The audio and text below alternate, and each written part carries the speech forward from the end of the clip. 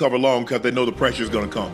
So they know with Rashawn Gary, they know with Van Ness, they know with Micah Parsons, they know with those guys, Wyatt and all those guys, is going to generate a pass rush, and we don't have to hold up long. So, until they show us they can hold up, and there's a chance we get a double move. Okay, but we sitting on everything. Hey, we're gonna stand. Hey, we're gonna stand back here, and we don't believe you have time to run by us.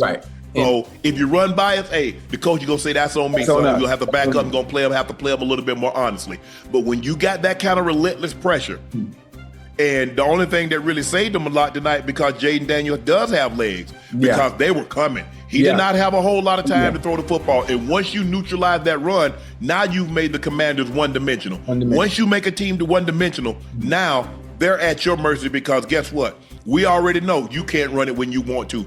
We control the terms of this agreement. And the terms is you're going to have to throw. We know you have to throw, and we're coming to get you. Yeah, there were two plays with a defensive back, Brother Nixon, for the Green Bay Packers that stuck out to me on film. He was playing off his 7.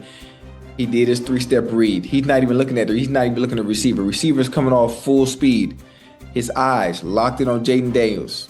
3 steps went, those eyes shifted back to the receiver, and he stayed so fundamentally sound. He didn't panic, and his pedal never came out of his pedal. Dude tried to run a stop route. Man, he broke on that. It almost got picked going the other way. Then came back later on in the game and say, okay, we see what you're trying to do. We're going to study you now since you're so aggressive and you're jumping everything short. They tried to pump him. He stabbed just a little bit just to throw the timing off a little bit. Speed turn, got right back in the hip side, knocked the ball down. Those two plays to me stuck out tremendously for me because I understand how difficult it is to transition like that as a DB and having that eye discipline and being technically sound and savvy, being patient to be able to do what I saw tonight in those two plays. It's easy to do in practice, but seeing him execute it in a game, knowing that the pressure is going to get there, man, hands down, that back end to me for the Packers stuck out on film. Back-to-back weeks. Last week, they allowed 246 yards to the Detroit Lions, fewer than 250 yards to the Washington Commanders. That's back-to-back weeks. That's the first 2 games of the season since 1995. Micah Parsons generated a team-high 8 pressures. He had a half a sack on 37 pass rush attempts in his second game with the Packers. 6 of Parsons' pressures came in the second half. Look, he's an edge guy. And I understand they got a lot of edge guys, and so you're going to have sometimes guys going to have to line up inside, and it's all congested in there, but he needs to be in space.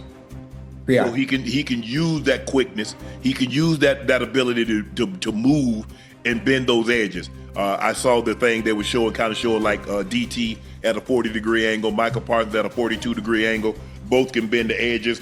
But I think that's the thing is, Ocho, you're right. That back end looked really good. But when you get that kind of push up front, you ain't got to hold up long. You ain't got to hold up long. Kraft had an unbelievable job at the tight end position. He had 124 yards. The most since Richard Rodgers in Week 13, 2015 against Detroit. That was the miracle in Motown, the Hail Mary game, Ocho. They've been losing the whole game, and then Aaron Rodgers rolled, and Richard Rodgers plus the Hail Mary. But defensively, there's nothing not to like.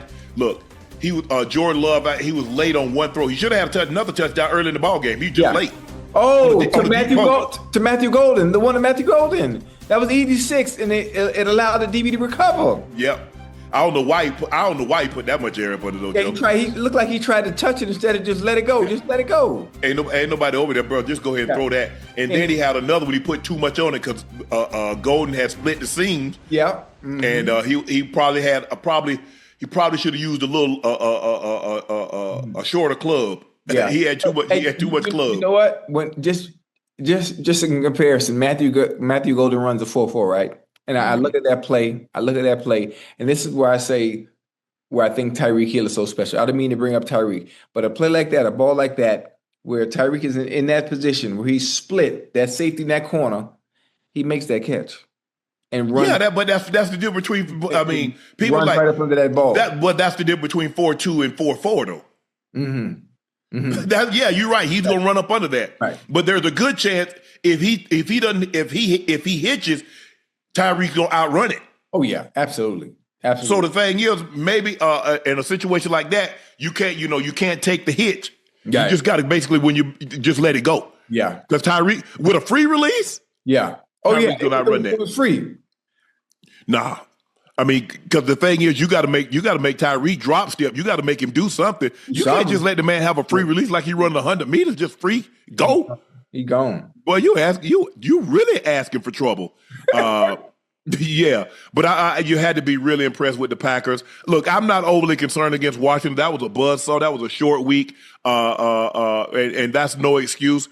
But if you can't run the football against a team that can generate that kind of pressure, you're going to be in for a long night. Yeah. Because you got to give them something else to think about, Ocho. Right now, they're not thinking about anything. They're not running about Eckler. They're not worrying about Merritt. Koski Merritt, they're not worried about any of those guys because what you've shown is that you can't run the football against our front four. Right. So now we'll worry about the run. Hey, y'all handle that. Running a linebacker, y'all handle that. We going hunting. Yeah. They did a great job of keeping Jayden Daniels in the pocket. They did a great job of when he escaped the pocket because they got guys that can run. They got guys that can hunt. Hey, and the coach turned them loose. Hey, these dogs going hunting. And they did a great job of tracking Jayden Daniels tonight. 24-42, 200 yards, 2 touchdowns. He didn't turn it over, but he was under constant pressure.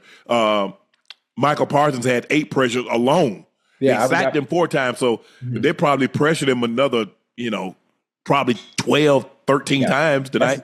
That's exactly what I'm going to ask you. Do you see the presence of Michael Parsons, how he leads that defense? Obviously, listen, they were already good, even if he wasn't there. But his addition to that and speeding up everything else for whoever they're playing offensively, being destructive, throwing off the timing, helping that back end where the DBs right now.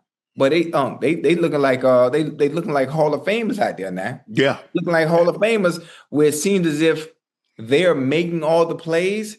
But if you don't understand the game, you're looking from the outside looking in, you'd be like, oh my goodness, boy, these boys back there is all world. All world. You're right.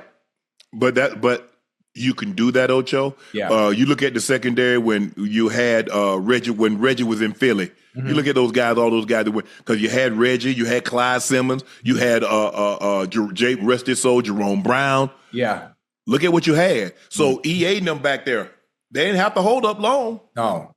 They didn't have to hold up long. Yeah. So the ball's gonna come out quick. You got Reggie on one side, you got Clyde on another side, you got Jay Boogie. And, hey, Eric Allen was on one side, right? Yeah.